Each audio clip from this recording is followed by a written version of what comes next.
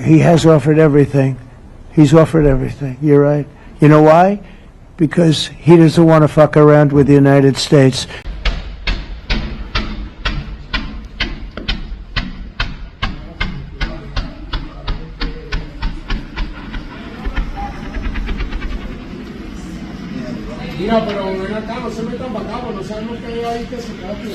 In the early hours of January 3rd, 2026, explosions echoed across Venezuela's capital.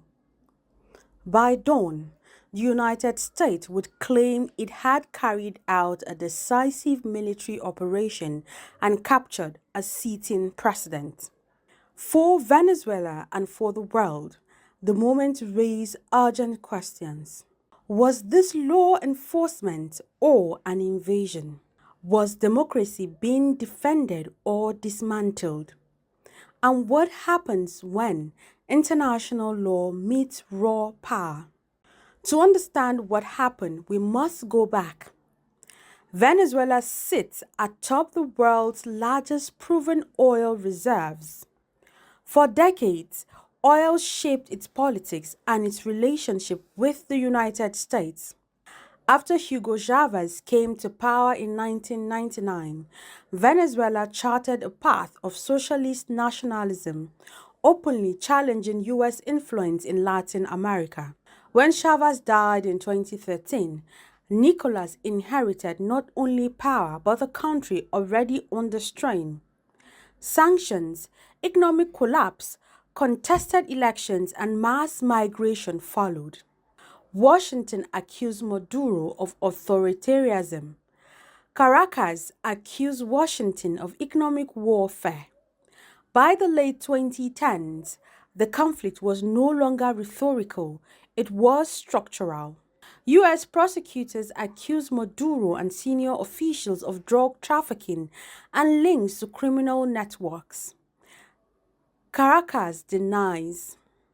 Sanctions were imposed, assets frozen, oil exports restricted. But beyond crime and governance lies geopolitics. Venezuela strengthened ties with Russia, China, and Iran. Relationship Washington views as strategic encroachment in the Western Hemisphere.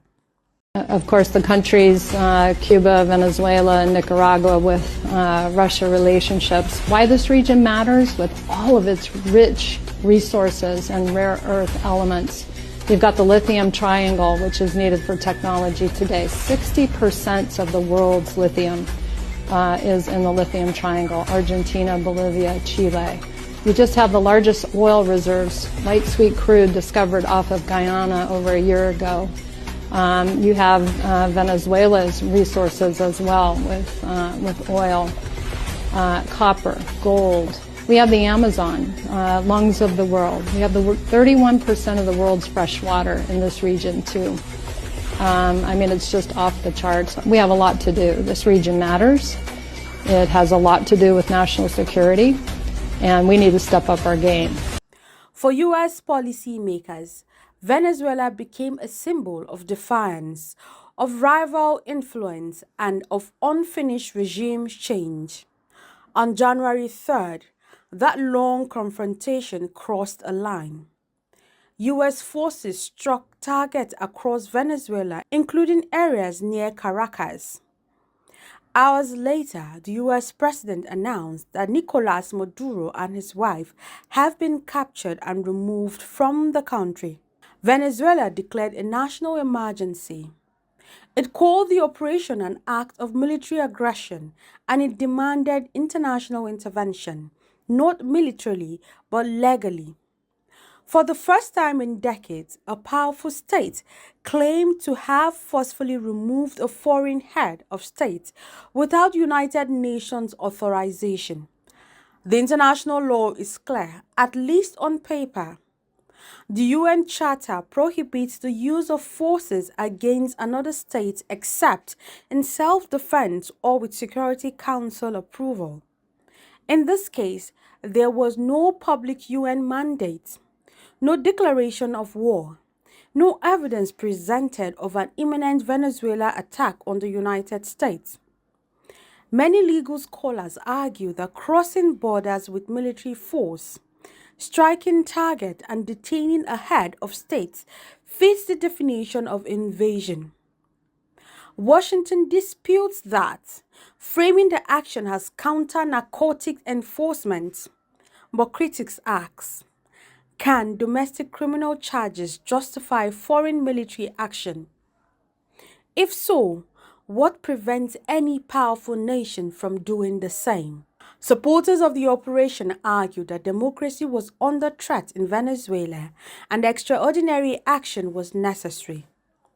But others see as a dangerous precedent. Democracy, they argue, cannot be exported by airstrikes, and legitimacy cannot be built by bypassing international institutions. If elections can be overridden by force, if sovereignty applies only to weaker states, then democracy itself becomes selective and fragile. The world has seen this before. In 2011, NATO intervened in Libya under a UN mandate. Muammar Gaddafi fell. The state collapsed. Today, Libya remains divided, unstable and scarred by foreign intervention. Venezuela is not Libya, but the warning echoes. Without a clear transition plan, without inclusive political dialogue, without international legitimacy, the removal of a leader can create not peace, but a vacuum. Global reactions were swift and divided. Some governments condemned the strike as illegal, others urged restraint. A few remained silent. What was clear is that the post-World War II order built on rules, not raw force, is under strain, and Venezuela has become the latest testing ground. For Venezuela, the future is uncertain. For international law, the stakes are immense, and for democracy itself, the question lingers. Is power now louder than principle? Or will the world still insist that even the strongest nations answer to the same rules?